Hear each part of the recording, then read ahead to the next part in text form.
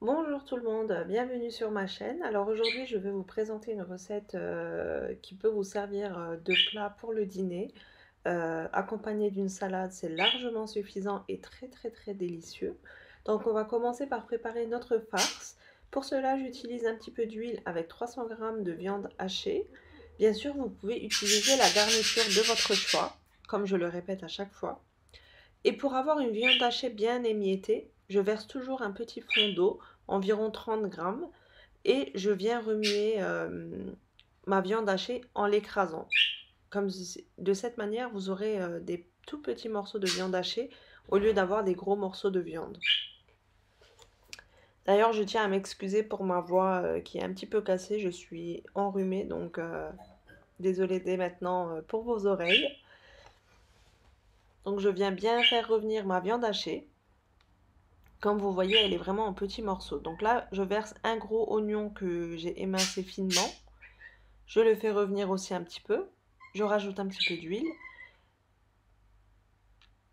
Je fais revenir mes oignons quelques minutes aussi.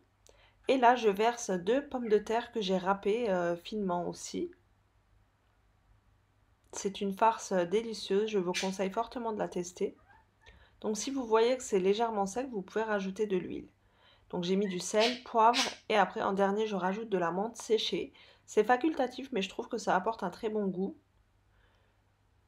Et là je vais laisser refroidir ma farce. Donc il faut préparer la farce à l'avance pour qu'elle puisse refroidir. Bien sûr, comme j'ai dit avant, vous pouvez faire la farce de votre choix. Et vous allez voir la suite de la recette, c'est d'une simplicité, franchement. Même les enfants peuvent réaliser cette recette tellement elle est simple. Donc là, on va passer à préparer notre sauce pour faire nos petits beureks.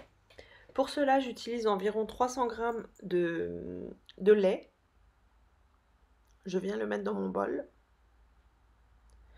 Ensuite, j'ai 180 g d'eau, millilitres, pardon. Ensuite, j'ai fait fondre 150 g de beurre. Je viens le verser également. Et une bonne cuillère à soupe bien remplie, comme ceci, de farine. On vient bien mélanger le tout et notre sauce est prête.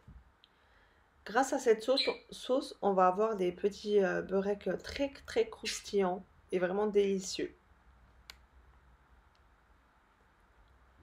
Pour la suite de la recette, on aura besoin de la pâte philo. Moi, je l'achète particulièrement en épicerie turque. Là, ma farce, elle a eu le temps de refroidir. C'est très important de la laisser refroidir, sinon elle fera ramollir votre pâte. Donc, j'utilise de la pâte philo. Ça se trouve facilement dans les épiceries turques et même dorénavant dans les supermarchés aussi. En général, il y a la photo du baklava et tout sur le paquet. C'est de la pâte philo en fait. Voilà. Donc je viens l'étaler sur le côté. Je prends une première feuille. Pour chaque beurek, on va utiliser 3 feuilles superposées l'une sur l'autre. Donc je viens mettre un petit peu de ma sauce. J'ai pas besoin de l'étaler partout car la pâte philo c'est déjà une pâte assez grasse. Donc j'ai pas besoin de l'étaler au pinceau, juste parsemer de quelques gouttes comme ceci, c'est suffisant.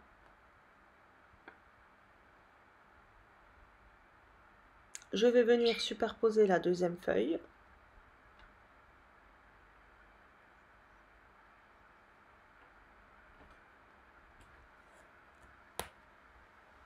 Pareil, je remets un petit peu de sauce sur le dessus.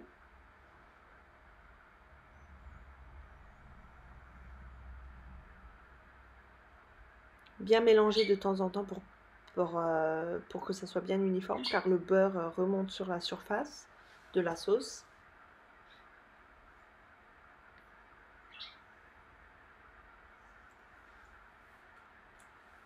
Et en dernier, je viens mettre ma troisième feuille sur les deux autres. Comme j'ai dit, on aura besoin de 3 feuilles superposées pour faire un beurek. C'est pas grave s'il y a des petites déchirures comme ceci. Vous faites au mieux, c'est sans aucun souci. Pareil, je vais mettre légèrement un petit peu de sauce.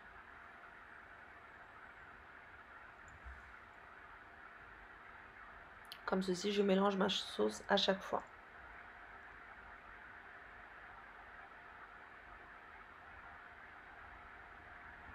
Et là, l'astuce, elle est hyper simple, les amis. Regardez bien.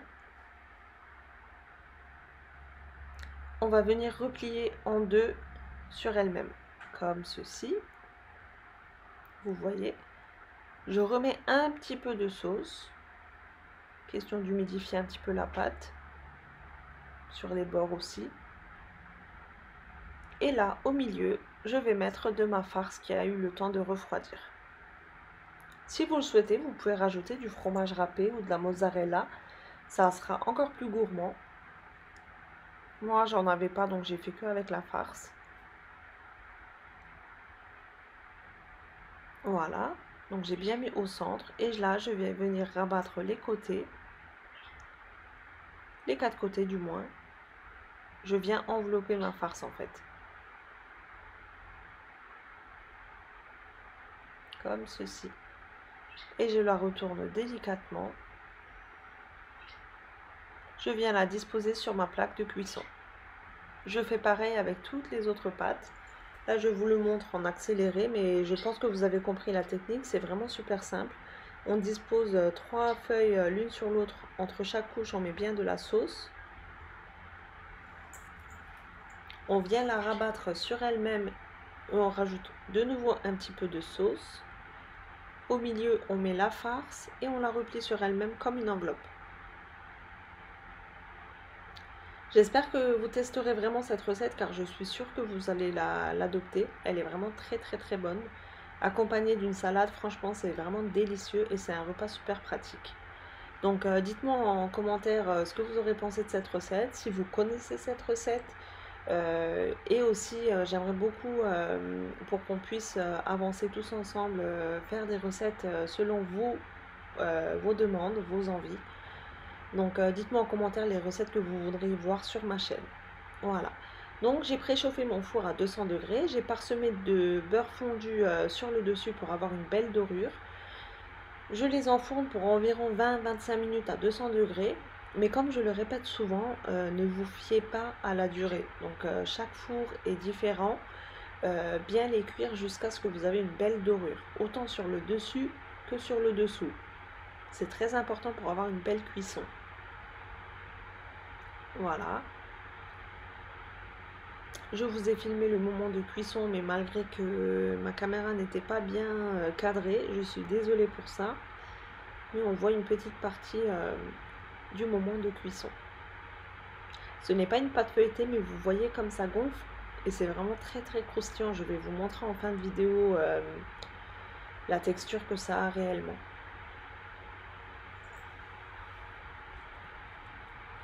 Voilà, mes beurrettes sont cuits, je peux les sortir du four. Ils sont super bien dorés, regardez-moi ça. Et je vous raconte même pas l'odeur qui se disperse dans la cuisine. Voilà, ils sont prêts, ils ont légèrement eu le temps de tiédir. Donc c'est à vous, selon vos goûts, ou vous dégustez chaud, tiède, froid, comme vous voulez. Voilà, je vous les montre de plus près.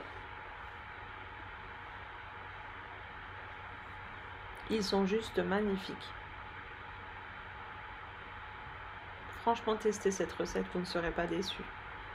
Voilà. Et là, je vais vous montrer après la texture sans baisser le son. Donc, vous écouterez bien le croustillant que ça a. Donc, je vous laisse avec la suite de la vidéo. Je vous souhaite un bon visionnage. J'espère que cette vidéo vous aura plu. Comme j'ai dit, j'ai hâte d'avoir vos retours. Je vous dis à très bientôt pour une prochaine recette. Bye bye!